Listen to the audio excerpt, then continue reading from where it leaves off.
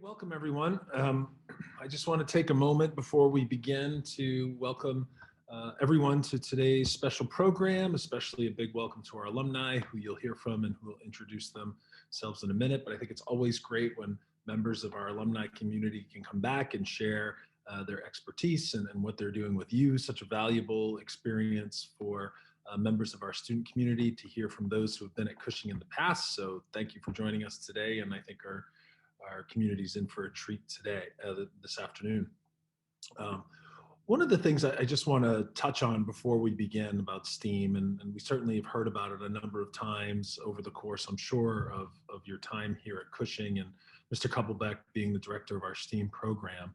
And if you don't know, if you're sort of on the periphery or you're new to the Academy, STEAM is an abbreviation for science, technology, engineering, and math, and it's a sort of integrated approach that encourages creativity and more broad thinking hopefully to tackle eventually real world problems.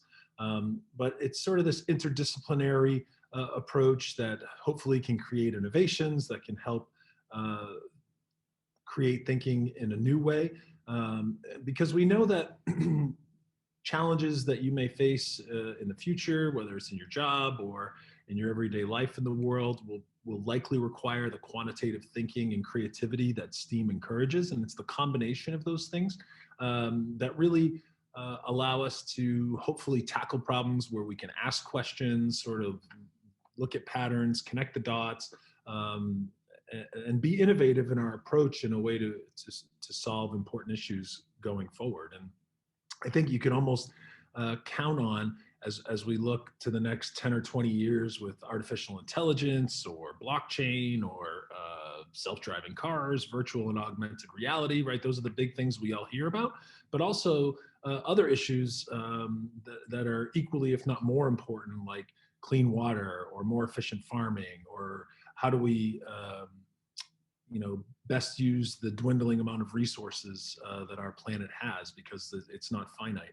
And so it's a really exciting time to be able to talk to individuals who are in fields that require that sort of quantitative thinking and creativity that I spoke about. So I will pass it along to Mr. Koppelbeck to give you a taste of what they're doing, allow you to ask some questions, and hopefully have a good time this afternoon. So Mr. Koppelbeck. Thank you, Dr. Burton. We're so lucky to have these panelists here today and celebrate their accomplishments. They're amazing people inside and out. They were when they were here at Cushing, and they continue to be now. So you are going to hear from each one of them. They're going to discuss their journey, and at the end of this, you will have an opportunity to ask some questions. So please let me introduce the first panelist, Dr. Nancy Chanovey, who graduated from Cushing in 1987, has a degree in physics from Wellesley College, as well as New Mexico State University, where she earned her master's and PhD in astronomy, and also has a master's of arts in education from New Mexico State University. She has worked for NASA at the Goddard Space Flight Center, has been a Tombaugh Scholar, assistant, associate, and full professor at New Mexico State University, and currently is a professor of astronomy at New Mexico State University.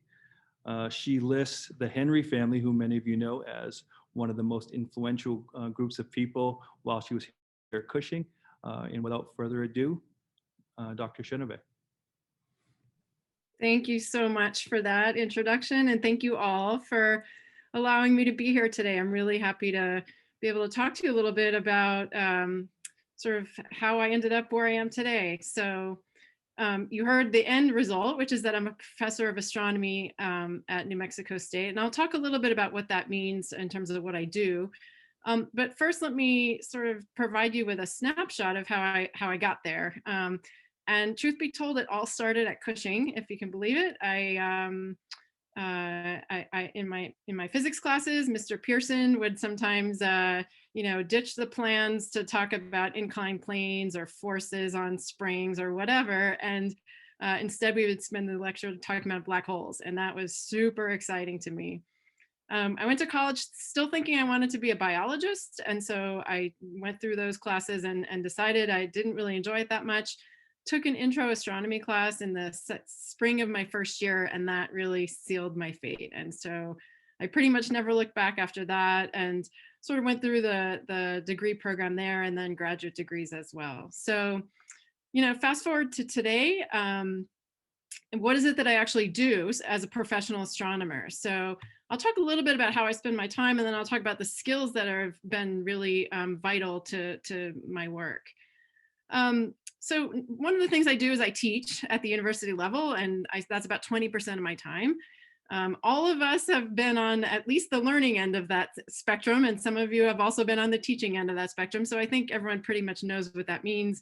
I prepare classes, I grade, I work with students on activities. And at the graduate level, I also mentor students. In other words, I help guide their research and help them finish their PhDs. I also do research. I spend about 50% of my time doing research. And so I conduct research projects that typically are aimed at advancing our understanding of the solar system. And in particular, I study the large planets, Jupiter and Saturn. I do that by using observations from telescopes, such as the one behind me, and also data from spacecraft and computational models. So most of my time is actually spent looking at a computer. So I rarely get to go to a telescope, and so that the vision of an astronomer looking through the eyepiece is not really how I spend my days. Now that I've sort of advanced through I don't want to say the vast majority of my career, but I've sort of advanced in my career, I spend a little bit more time these days in management. And so that's about 30% of my time. I'm actually in charge of two major projects. One of them is that I'm the director of a telescope at Apache Point Observatory near where I work. That's actually the telescope shown behind my head. And then I'm also the lead for a portion of NASA's data archive for all the planetary missions, all the missions throughout the solar system. A portion of those data come to New Mexico State, and I'm in charge of that as well. So in management, what do I do? It's a lot of meetings, a lot of calls, a lot of decision making, that kind of thing.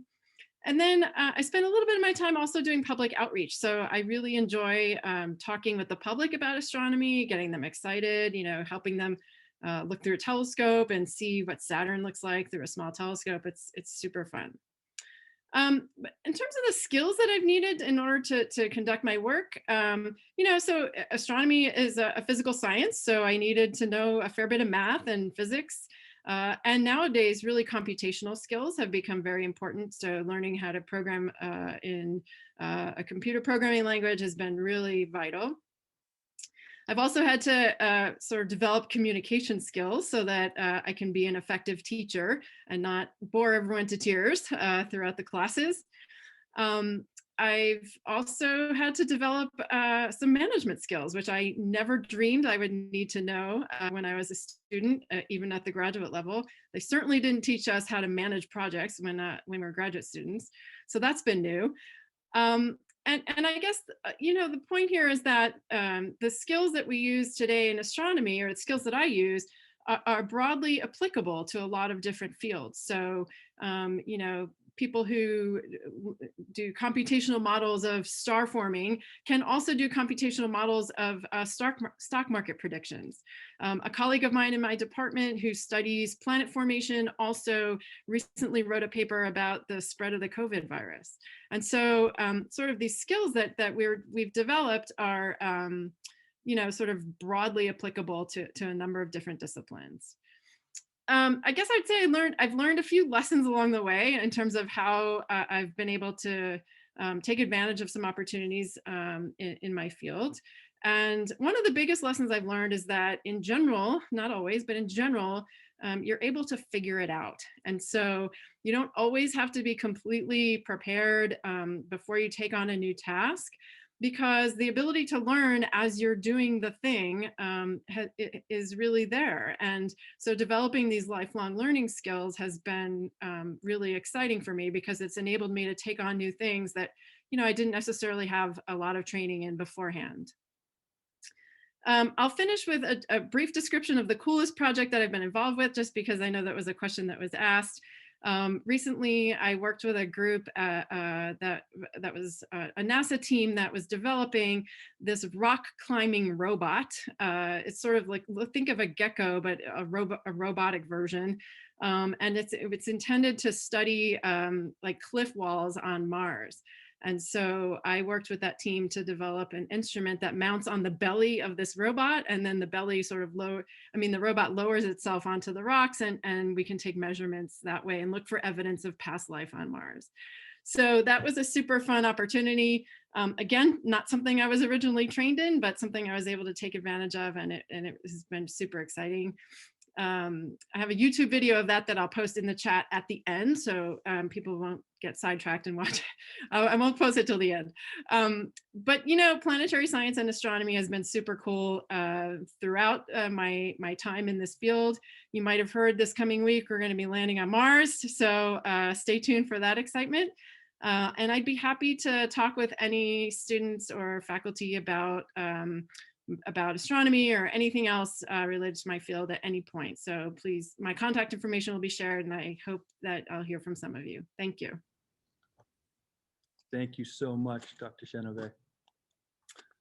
Our next panelist is Dr. Danielle Larkin, class of 1997.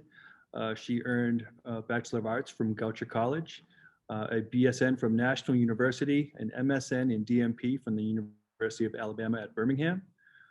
Past job titles include nurse, resource nurse, and charge nurse at UCLA.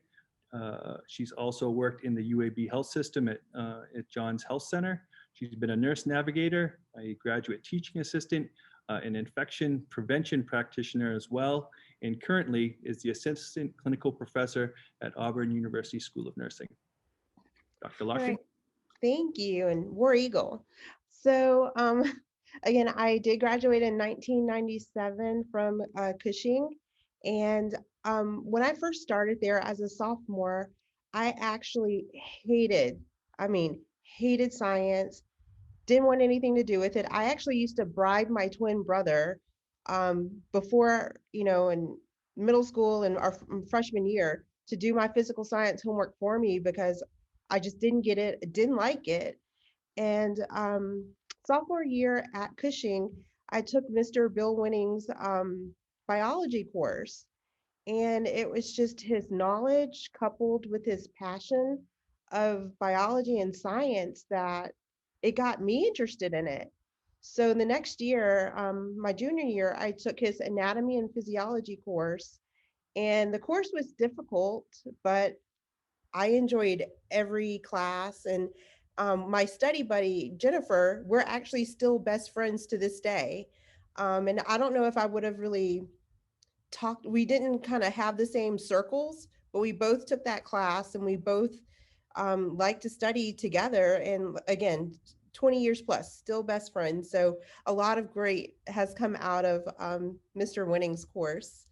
So I did go to Goucher College, where I originally started off as pre-med, but then I kind of veered towards the liberal studies. So my first undergraduate degree, women's studies with a minor in communication and media studies. Started working in that area for a while and then decided to move to Southern California, where I kind of wanted to get involved with film, like writing, being a film critique journalist, but it didn't really pan out for me. So in the meantime, I actually started waiting tables, and I worked in La Jolla, so it's right next to UCSD and Scripps, where there's a lot of medical professionals. Craig Venter, the gentleman who mapped out the human genome, was one of my regulars. So I started talking to the scientists and the doctors about their job and what they loved about it. And I actually started taking courses geared towards applying to medical school. When I talked to the doctors, they all kind of echoed the same sentiment. They said that medicine isn't what it used to be. They said that They felt that they weren't able to give the patients the time and the attention that they needed because they spent so much time fighting with insurance companies. They said, if you really, really love and care about people, be a nurse. So then I started talking to all the nurses and the nurse practitioners, and they absolutely loved their job. So I said, you know what? Maybe that's what I'll do. Maybe I'll be a nurse. And I got into nursing school. I actually, because I had already one undergraduate degree, I was able to do an accelerated program. So, what normally takes 4 years for people to do, I completed it in 22 months and became a nurse in 2012. Started at the bedside in oncology, which is taking care of cancer patients. So, hanging chemo, coordinating care. And the oncology population is very near and dear to my heart. Um, I know a lot of people that have had it and have survived, and a lot of people that haven't. So it's just a population that I really do love. Um, in my career in nursing, again, I've worked at the bedside. I have been able to be a nurse navigator, which is being able to coordinate care between patients and surgeons. I've been able to publish with the Journal of Hospice and Palliative Nursing. I've been able to present research or my original research at nursing conferences throughout the United States.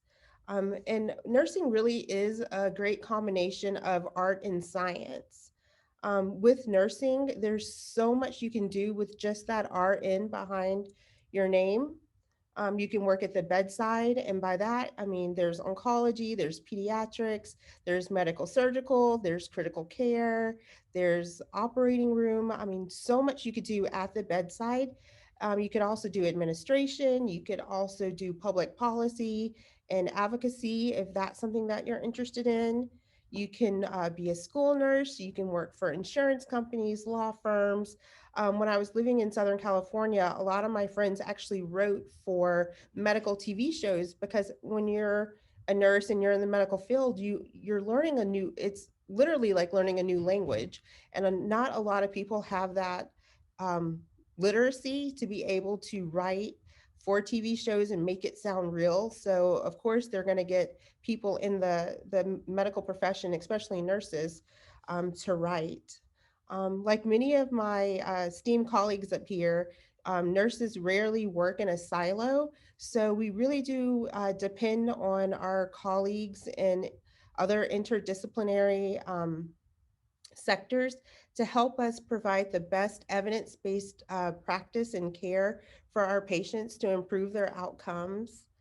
One of the best projects and most exciting projects that I actually worked on was my doctorate project for my clinical practice degree, my doctorate in clinical practice. So what I was able to do was create a evidence-based protocol for family caregivers caring for their loved ones at the end of life. Something that I noticed is that, we entrust family caregivers to care for their loved ones, but as nurses, giving pain medicine is just common for us. But for other people, I see how it could be really scary. So I really wanted to increase self-efficacy, or basically self-confidence, in family caregivers, and know that, or give them the tools and the skills to be able to really care for their loved one at the end of life when they're no longer able to ask for pain medicine.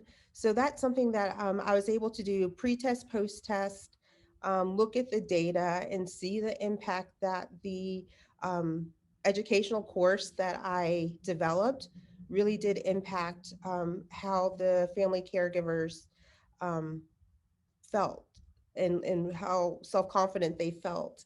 Um, and again, I'll just end with, there's so much you can do with RN behind your name. And one of my favorite quotes, nursing quotes, is save one life, you're a hero, save 100, you're a nurse.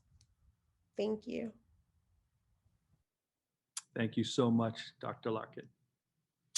Our next panelist, Mr. Aaron Phipps. class of 2000, earned his degree in mechanical engineering from RIT. Past jobs include being an engineer at Lanza Cambrooks in Maine, as well as A.W. Bell in Australia. And currently, he is the Vice President of Manufacturing and Engineering at MPI Inc.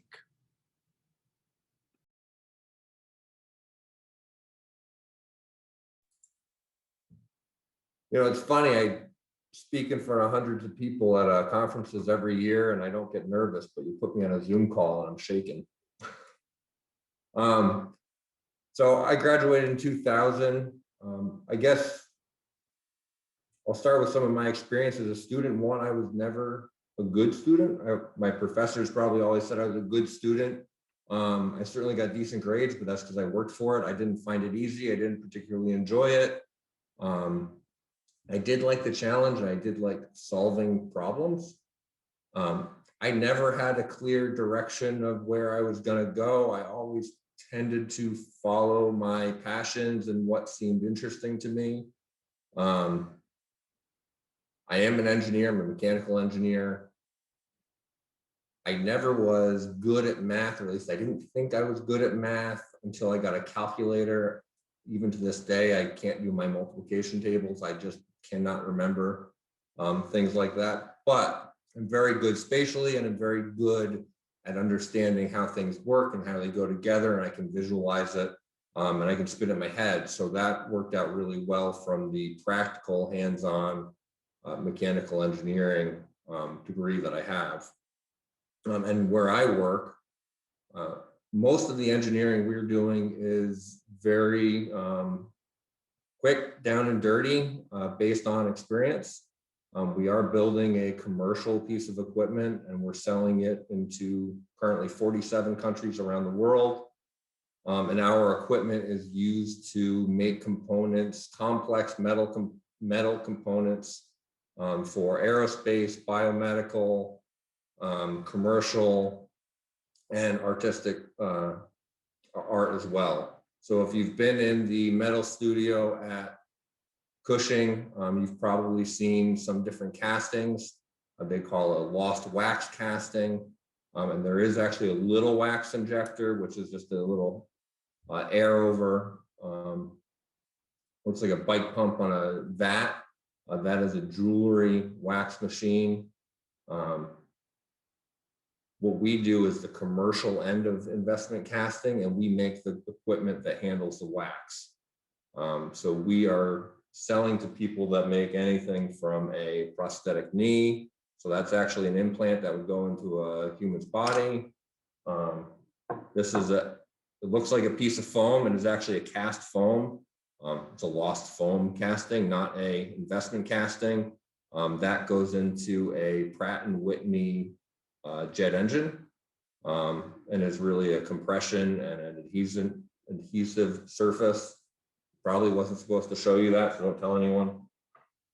We also make ceramic injectors. So this is actually a piece of ceramic, which is made the same way. This would end up being the air passage within a turbine blade of the hot section of the jet engine. And how does all of this, what's really neat about what we do is I get to talk to customers around the world and work with customers. And I get to work with people who are far smarter than I am at the physics of it and the really nitty gritty, mechanical and metallurgical end of the world. When I say a single crystal, so in your hot section of a jet engine, the combustion temperature of a jet engine is hotter than the melting point of the blades that are in it. So you have to be able to cool the blades very well. And they're growing the entire blade out of one crystal, because the crystalline structure is where you get the weaknesses, right? So wherever you get two crystals, that's where you tend to get corrosion, that's where you break. And they use all those things that you learn in physics that I can't talk about, but I'm sure Mr. Kubblebeck can, every day to make these things. And our equipment is part of that. It's really something special. I think the biggest thing I can suggest to everybody is, have joy in what you're doing. I am an engineer. What I do mostly today is I really work hard to make sure all of my employees and everybody that works at MPI has a place that they're excited to wake up and go to. And when they're go home, they're so excited about it that they drive their kids and partners nuts talking about it and can't wait to come back the next day. Because that just makes for a healthier, happier work environment, and we tend to get more out of everybody that way. So a little bit of a selfish means to the end, but it works out all right. And my first comment to Kurt when he asked me to do this was, I don't know what I can do in 10 minutes that'll inspire anybody. So if any of that is interesting to any of you at all, Kurt has all of my, or Mr. Kubblebeck has all of my contact information, and by all means reach out. I've spent, this is my father's company before I started taking it over. So I've been in this industry in one way or another my entire life. It's taken me around the world, which has really given me a real nice empathy, I think, towards other cultures and an understanding of things that frankly I never saw growing up where I grew up. So it's been a great journey, and I'd say, it's a little cliche, but follow your passions and, be gritty when you don't want to get out of bed and keep going, which happens all the time. But, if you like it overall, keep going. Thank you very, very much, Mr. Phipps. Our next panelist, Mr. Kuseng Han, graduated in 2014, is at Johns Hopkins University, where he is a chemical and biomolecular engineer, earning his bachelor's in 2017 and his master's degree in 2018. He is a researcher at the Curie Institute from Paris, France, back in 2017, and currently is again at Johns Hopkins, working in nanobiotechnology and working on his PhD in a research area of digital pathology, cancer cell mechanobiology, and aging. Hello, my name is Kuseng. I'm so honored to be here today. I'm still a student like you all. I spend most of my time studying and doing research. I am currently working in analyzing skin tissues and the aging patterns and age-related disease in skin. So I developed machine learning algorithms to analyze these tissue images and detect any signs of aging and disease. So coming to Cushing from Korea, everything was very challenging. So speaking English, I wasn't like really good at speaking English at all. So I took ESL course. Mr. Inns, Dr. Sinclair, and Mr. Brenham, they helped me a lot to get really used to this country that I first came, and everyone else at Cushing made me really feel comfortable and then feel being in a home away from home. So when I was in Cushing, I was really into music, skiing, playing soccer, and doing stained glass art. So I really, Cushing had offered me a lot of different things from different fields. And I'm going to talk about how my experience at Cushing helped me through my career. So I played piano in Cushing with Dr. Tessitor. I think she's still at Cushing right now. And I really enjoyed playing music. It makes me really stay focused and think about things in different way. So Dr. Tessitor taught me a lot of music theories and how to anticipate the music will progress as you play it. And once I learned that, whenever I miss a note, she was like giving me a look and jokingly say how it is impossible to miss a note if I'm thinking as I play. So doing art, music, sports, they have one thing that I think have in common is that you have to really spend effort to understand and then interpret the current situation you're in, and then be prepared to make a next move.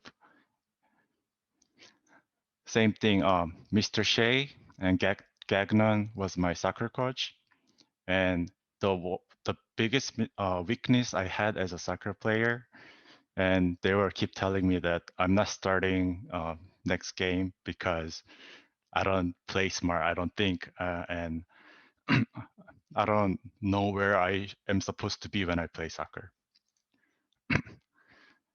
And looking back, they were all right. So I didn't really pay attention, and I had to be smart and get ready and understand the flow of the game so that I can quickly move, be at the position where I'm supposed to be, and then make the next move. And I keep the same mindset when I approach my research work at Johns Hopkins. Um, during a research project, I constantly gain a new data from a new experiment. And I first time I see these new types of data, I most of the time have no idea what's going on. I just see a bunch of numbers that I extracted from the cells or tissues, these samples. And I take a moment and really appreciate what's going on and what's the meaning behind all these bunch of numbers that I get from my experiment. And then finally decide my next move, which is designing a follow-up experiment or coming up with a new analysis method to further analyze the data so that I fully appreciate what's going on.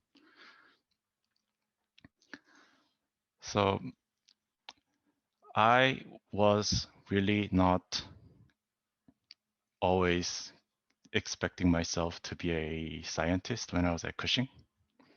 For my first 2 years, I really was into skiing, that I hang out with Dr. Shields, who was also my history teacher and the economics teacher. So I was naturally becoming more fond of studying humanities. And that's what I thought I enjoyed the most, even though I was better at doing math or I was getting better grades in science classes. So I went into college without knowing whether I should do what I'm good at or whether I should do what I like to do or think about. And I took this class called Design for Biomedical Instrument in college. So it's a design class where you come up with ideas about building and making anything that has to do with the application in the biomedical field. And there I met 3 of my friends who was a teammates in the group project. And we came up with this device that rotates a chamber and then grow cells in it to mimic the environment in the space so that the cells are free of the gravity, and then we observed how the cells grow when they're put in that conditions. And after that class is over, I and my teammates were keep hanging out, being friends, and we missed the experience of making. Like we are just enjoyed the process of making, so that we looked for opportunities and competitions that you can participate for a couple of days and then spend like 48 hours staying awake and then come up with a idea and then realize that idea into real product and submit for the competitions. And we participated multiple of them. In one event, we made a hairband that reads the brain signal and interpret that signal into emotional stress level. And then we we designed this device for autistic children and then for their parents so that they can monitor the emotional stress level of their children. And in another competition, we developed an app that uses blockchain technology and then help the patients to evaluate whether the medical bills they received were fair price or not.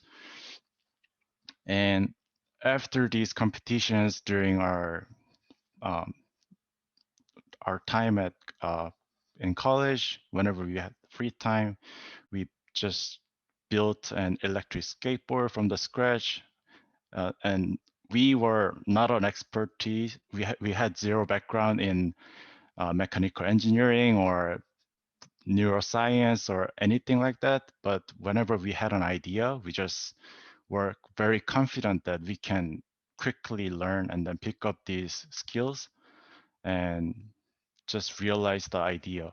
And I feel very empowered from the process of making, so that I decided to become an engineer and take the career path after my graduation. And pursuing PhD degree in bioengineering is my first step before I go outside the world, and I expect to work in the biotech industry and then keep making fun things or great things or useful things for someone out there. And I'm very looking forward to my future. Thank you. Thank you, Mr. Han.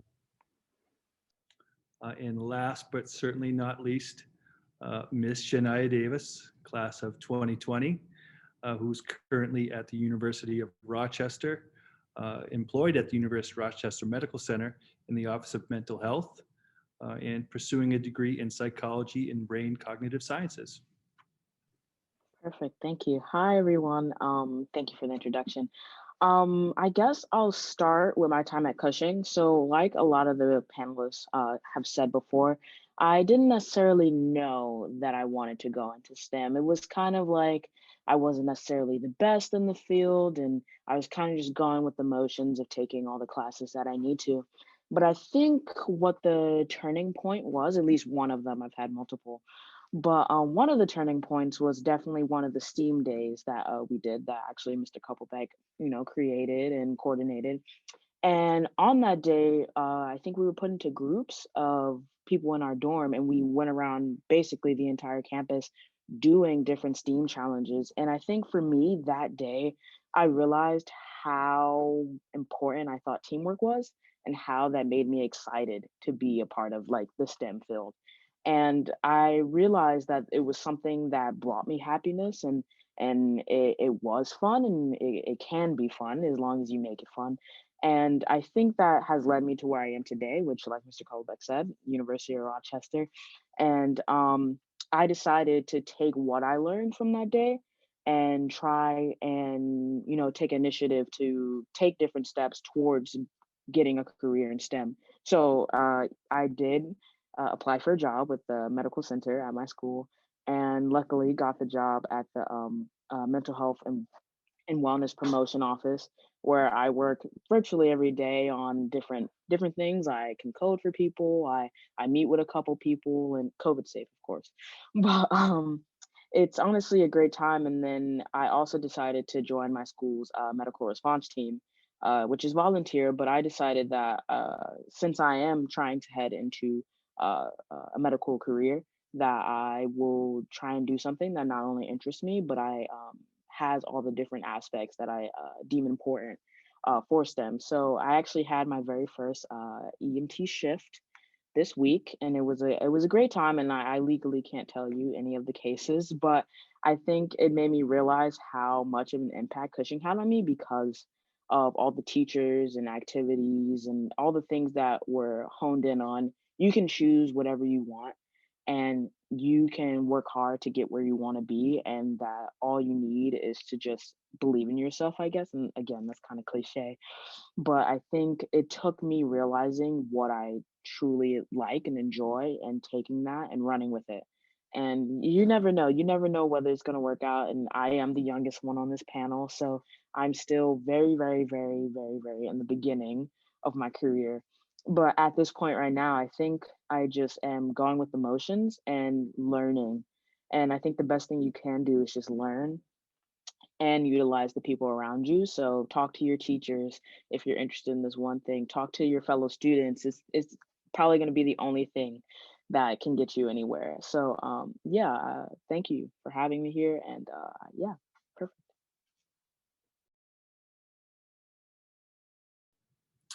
Thank you so much, Ms. Davis. At this point in time, I would obviously like to thank all of our panelists and open up to questions. So if you have questions, you can type them in the question section, and our panelists will do their best to answer your questions.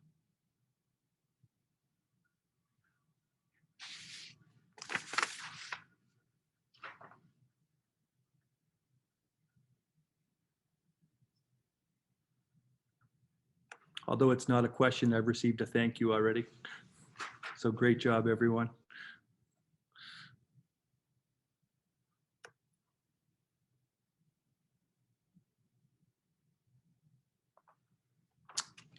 Here's one.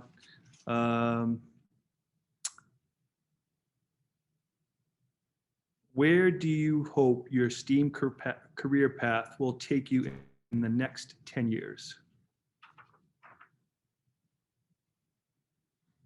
Anyone want to do that? The next 10 years? I hope to be a member of a mission that NASA is going to send somewhere in the solar system. So that one's easy for me.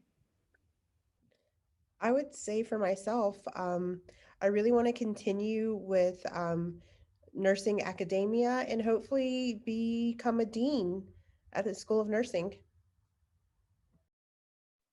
For me right now, it's just getting into med school and making sure that I can get through med school and at least do what I want in the field of medicine. So.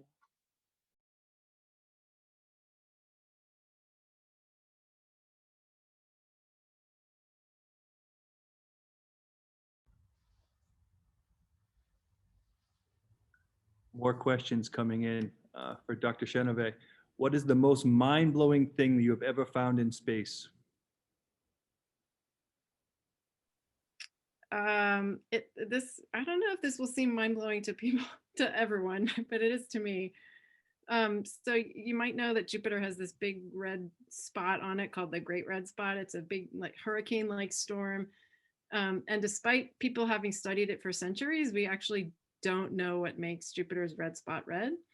And so I've been working with some graduate students and some colleagues on trying to solve that problem. And so the bottom line is we think we sort of have an answer. We think, and we're not the only ones to be working on this, and our results, agree with what others are finding. Seems to be these sort of exotic molecules that get sort of colored or almost like sun tanning by the intense radiation field that's near Jupiter. So that's kind of mind-blowing. It's mind-blowing to me that we didn't for hundreds of years know what made the red spot red, but it's also pretty cool that we're maybe starting to figure that out. Mind-blowing to me that you're able to start figuring that out. Awesome. Another question. What has been the biggest challenge for you in terms of working with a team on a project?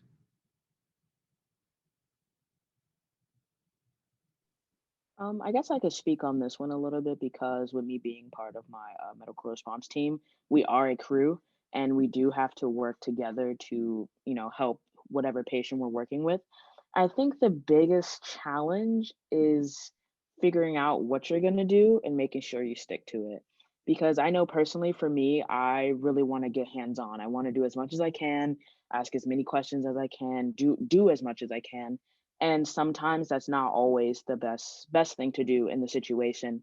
And so when I was on my first shift, we decided to divvy up all the tasks that we would do on a certain call, and I found it very helpful. But in a sense where it was one case where we went to the call and no one really knew what they were doing, and it gave a little bit of like 1 extra minute of confusion, but it was definitely hard to not be able to know exactly what you want to do and be able to give up that that like want to go and do everything. So yeah.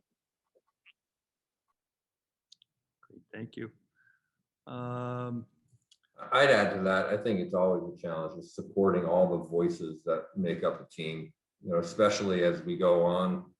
The more I get into this, the more diverse my teams get, and the more I'm trying to bring more people in from different backgrounds and languages, and you're just supporting all those voices and opinions and non-engineering minds to engineering minds. We get some really strong personalities, and quieting them, and bringing up the personalities that are quieter but have a lot of really great input. I'm sure it's very similar for those of you who are teaching. You're shaking your heads a little bit, so it's always my challenge.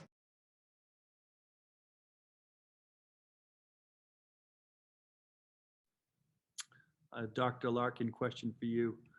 What has been the most challenging thing during this COVID-19 pandemic? So I actually became an infection prevention practitioner right before COVID became, before we really knew what it was. So when I took on the job, I was assuming at the hospital, I would be tracking bloodstream infections, urinary tract infections caused by Foley catheters, vaccines. That's what I thought I was going to be doing. And then COVID hit, and all of a sudden I'm supposed to be an expert in infectious disease, which was very difficult because that wasn't necessarily my background. Being an oncology nurse, keeping patients safe is one of our biggest bread and butters, but I was no infectious disease expert. So it took a lot of additional research, looking up viral pathology, viruses, following the CDC because those recommendations were almost changing daily at that point. So that was the most challenging with COVID because I started a job and I was way in over my head, but like Dr. Chanovey said, you just get it and you figure it out. And that's what I did. It took a lot of additional hours and hard work and research so I could help create hospital policies to keep my colleagues safe, the staff safe, and most importantly, the patients as well, because a lot of them are immunocompromised. So that was probably the hardest with COVID was um, doing that. And now transitioning to being faculty, it's now, keeping faculty safe and students safe and having these what we call high flex courses. So half the course is online, half the course is in person, but we have to socially distance, which sometimes in nursing is hard. You can't be 6 feet away from a patient. So that's the new challenge. That we're facing or that I'm facing now, being on now the academic side, but I love it. They always said, if you don't like learning, don't be a nurse because every day you're going to be learning something new. And that's really true. Great, thank you. Mr. Han, a question for you. Actually, two questions. One, what is your favorite song to play? And then two, what is the most important piece of knowledge you've learned? I have one piece that's absolutely my favorite is Claude Debussy, Petit Suite. Especially it's a piece that two people play in one piano. And I remember that I played it with Ashley, who came to Johns Hopkins, and then she recommended me to come here. And we missed that memory so much that we even played it here together. And the second question was, what's the most important piece of knowledge I've ever learned? That's the toughest question. Uh, I think being humble and knowing where to stand up and then speak up and understand uh, that expressing your opinion in a humble way, but saying what's important at the moment. I think that's my important lesson I learned so far. Thank you. Mr. Phipps, how did your passion for art and metalsmithing translate into your work today? So I mean, there's the obvious direct link of the casting and metalsmithing, and the casting that I do is our my customers do every day. But there's also the curiosity. So my favorite part about metalsmithing and any of my arts that I do still today, I always challenge myself to learn something new every time I do it. I actually, when I was applying to colleges, I had the opportunity to go to art school. Probably would have been a lot easier path for me. With the idea of getting stuck having to supply the same, come out with something that's great, but then do it over and over again. Just, there's other people that like doing things repetitively. I don't. I like to, that first time learning, making something that you've never done before. And that ties directly into everything that we do here, because we're always trying to come up with what is the next improvement, right? So just let's do it a little better. Let's tweak it. Let's add one more thing that's going to make for a different outcome or a better outcome, a higher process, more repeatability, a higher yield, something that, in the end, it always comes back down, when you're in business, it always comes back down to dollars and cents. So what's going to add a little bit of an incentive for our customers to want to buy this machine? Because if they buy this machine, it's basically free, right? As soon as they start running it, they're going to get more money. So, but it all kind of ties right together that way, I'd say. Thank you. Dr. C, another question for you, two-part.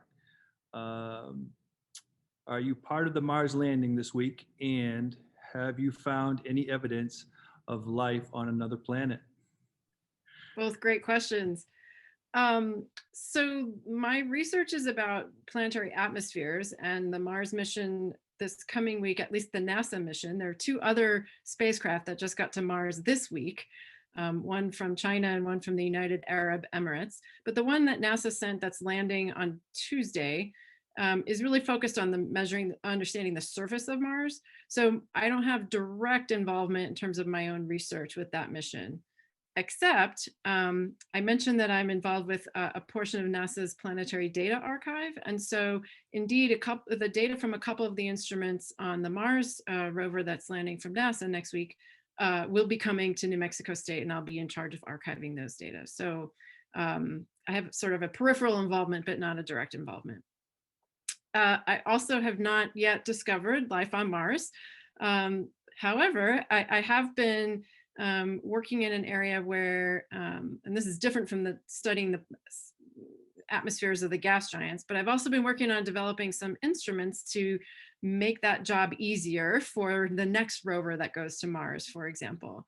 And so this rock climbing robot project that I mentioned, what was really fun about that project is we took it to a bunch of different field environments on Earth to where we know that there was life or is life. And so we were able to sort of test out our instruments in those areas. So I've definitely detected evidence for life on Earth.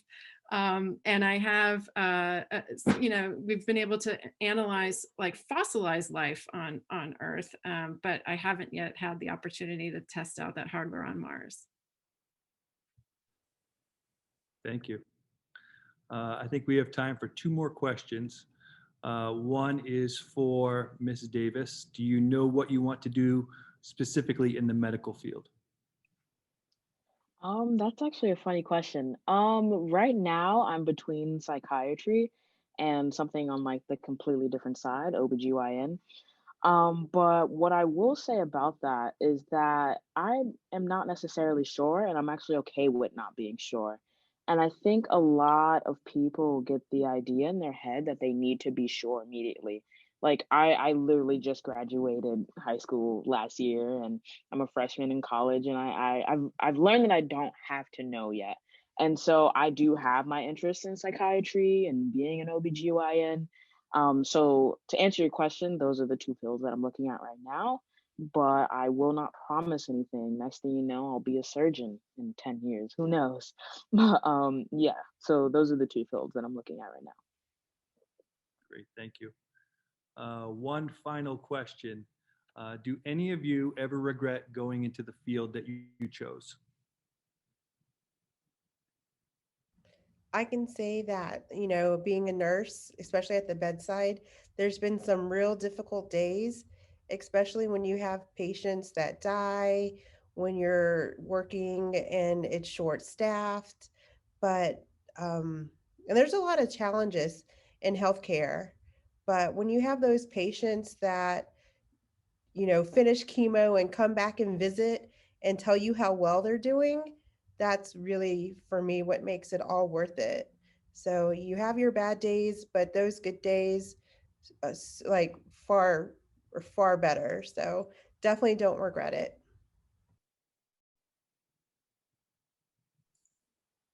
Yeah, I'd say definitely don't regret it. Lots of challenging things and certainly lots of angst and question. I ask myself that question regularly. But I always kind of come back to all the things that I'm able to do with the path, both, really now I'm very much within my own company, but, when I was working for other companies, solving problems, and, it's been a very moldable foundation. And from hearing all the other panelists, I think STEM is a very moldable set of skills and leads itself to a type of person who has questions and wants answers and is willing to go and find them and try things. And if you're willing to look and try something, you're going to find something that fits for you. So I don't think there's any regrets. We've all tried things that we didn't love and we didn't continue with. But no regrets in trying it.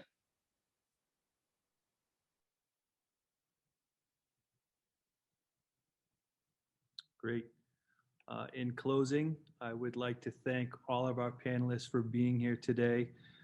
Your insight and energy has been amazing, and I am confident that you have reached many of our students on many different levels to consider a career path that will involve science, technology, engineering, art, and math. You come from so many different aspects of an occupation, and I think one of the things that was covered today is how the crossover and how so many things are connected in the collaboration and the teamwork.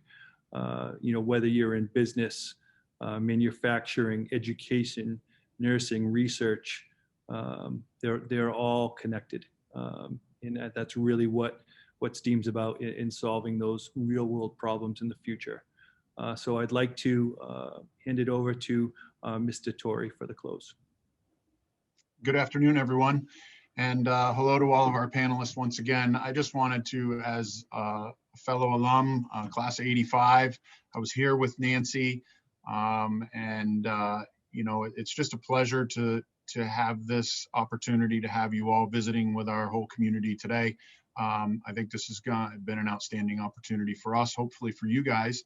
And it's your words of advice and everything that you brought to us today is just very much so appreciated. So just wanted to say thank you, and working with Mr. Kubelbeck to reach out to all of you and get this all set up has been a pleasure. So there's a lot of different ways that you can give back and help our school And this is absolutely one of them. And we're doing more of this with more of our alums. So it's been great to have you guys here. So thank you. Dr. Burton. Just to echo the thanks to our panelists and to our attendees. Really appreciate our panelists sharing their expertise, insights, and the skills that they have learned over the years and how they bring that in their day-to-day to be successful, and ultimately in sharing it with our student body today. So thanks everyone. Thank you for joining us, and we'll talk again soon.